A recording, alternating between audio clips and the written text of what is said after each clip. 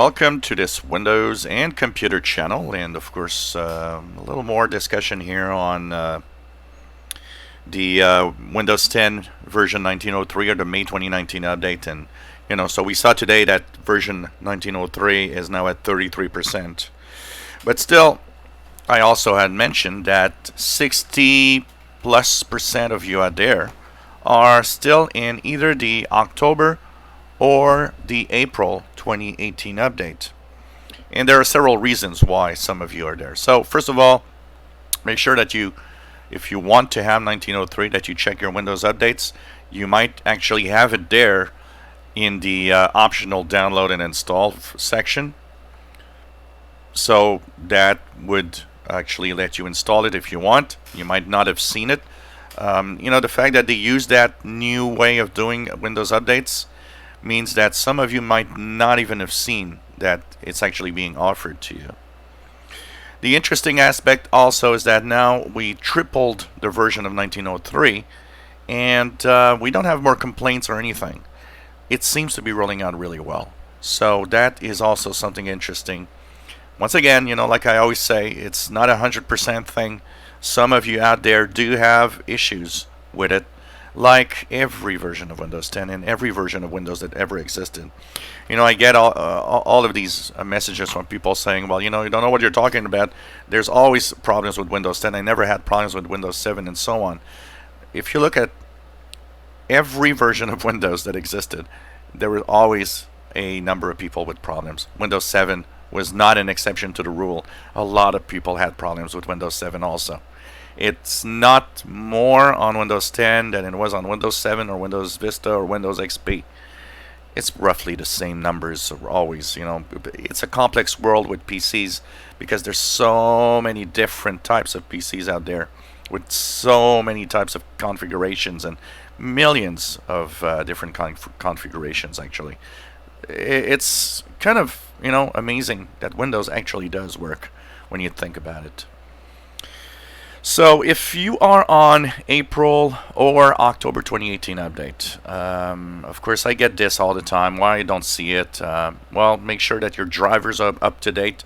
Many of the people that I've seen that didn't have it updated, the display driver or the sound driver or some of the drivers in their systems, and suddenly that made the version 1903 appear in the download section. It could be software you're using. Apparently there are some antiviruses that are still not compatible. A few people using, I know that Norton is one of them. If you are using some of these third-party antiviruses rather than using Windows Defender, some are blocked from getting the new version because the antivirus isn't compatible with the new version. That is on the side of the antivirus maker to upgrade the software for that to work in 1903. And of course there are probably still some hardware that have not been updated to make sure that it actually does work. So that is out of your control because it depends on the manufacturer of the hardware that you use. One of the things also, because I get asked that from time to time, a lot of people say, okay, I don't have it offered. What would happen if I force it? If you don't have it offered, one of the things that is interesting is that the majority of the time it's not offered for a very, very basic reason. And very often, if you force it, it's going to work great. It's just that there's a little something that often is a minor thing that's preventing it from showing up on your PC.